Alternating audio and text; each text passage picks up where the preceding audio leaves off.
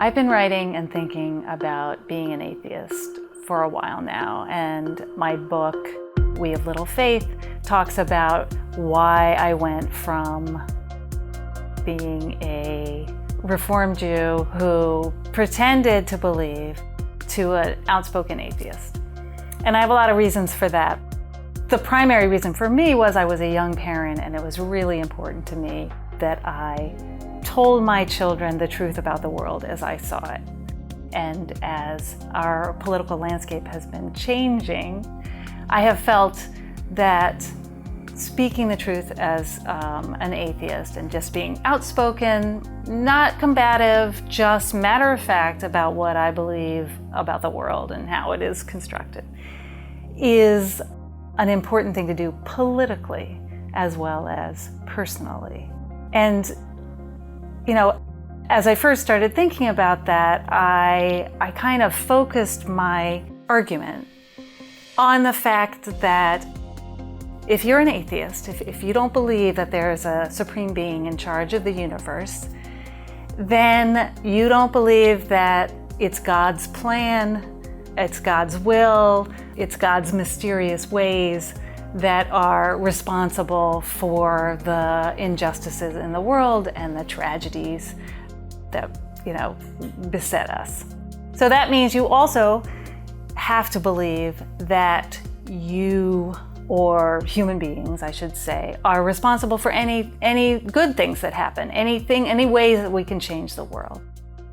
And so I really believe that the more of us who can speak our truth about the way we think the world actually is, and the more people that we encourage to do the same, the better we can make our society.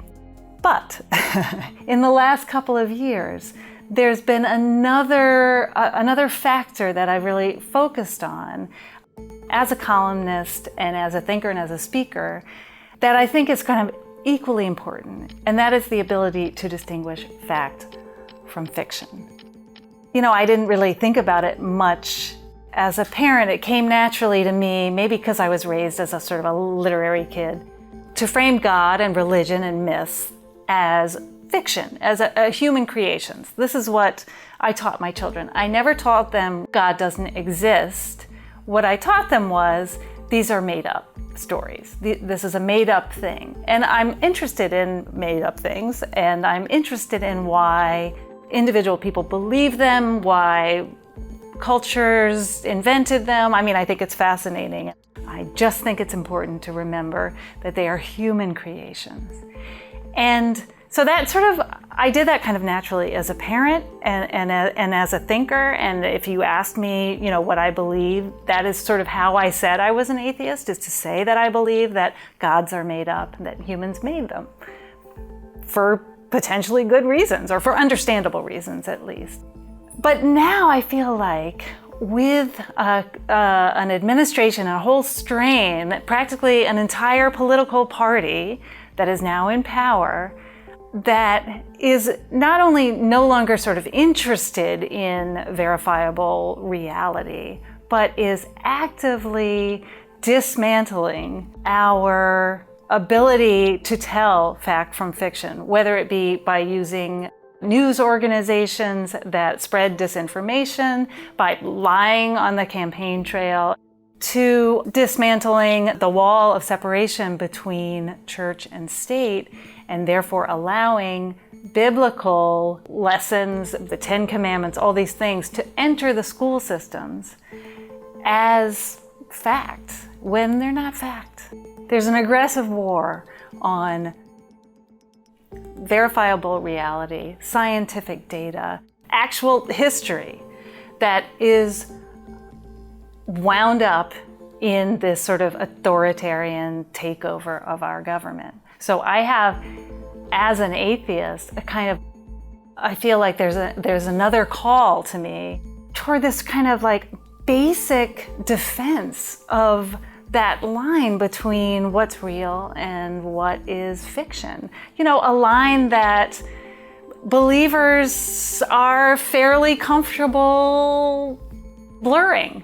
And I feel like we need to stand up for that line and not dismiss necessarily faith traditions or religious stories, but just make it very clear that we put them on one side of the line, the fictional side of the line, the literature side of the line, the legend, the poetry side of the line, the art side of the line. That's fine, those are useful things, but it's different from actual fact.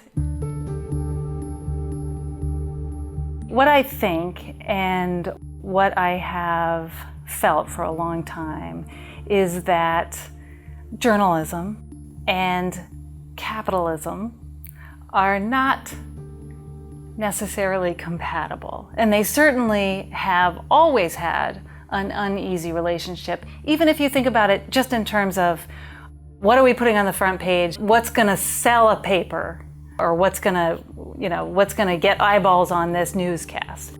There's a conflict there, a complication that has to be navigated. That's always been true. But now I feel like it's coming to more of a crisis with news organizations that are entirely owned and directed by the most powerful capitalists in the world. If they are going to take an actual active hand in directing what we can talk about and what we can print, and at the same time, the government, which is sort of provides the only protections that we have against sort of unfettered capitalism, which is another space of contradiction and complication. But if that has gone away, those protections have gone away, then I think we're in big trouble. Everywhere that I look, people are still doing good work. People are still trying to get the word out, get the truth out. There are some amazing independent organizations, news gathering organizations. There are, of course, incredible Substacks that you can follow, incredible individual journalists that you can follow. I mean, right now it feels like there is a lot of fantastic work that is being done and that still gets out. I don't know what I'm being kept from seeing, and I don't know what somebody who wasn't already thinking about the things that I'm thinking about or on the political side that I'm on would be seeing now. I guess my fear is not that someone like me is going to stop being able to read the news that I want to read or read the opinions that I'm interested in. It's that someone who is less kind of news savvy or sort of politically checked in. I'm worried about that person finding the truth about what is happening now. It's a scary time, but there are a lot of people out there who are also scared and also continuing to do the work to find the truth, tell the truth, protect one another. You know, I think you can find hope in the work that people are doing and find hope in doing the work yourself. I would say courage and conversation. Those are the two things that I would recommend.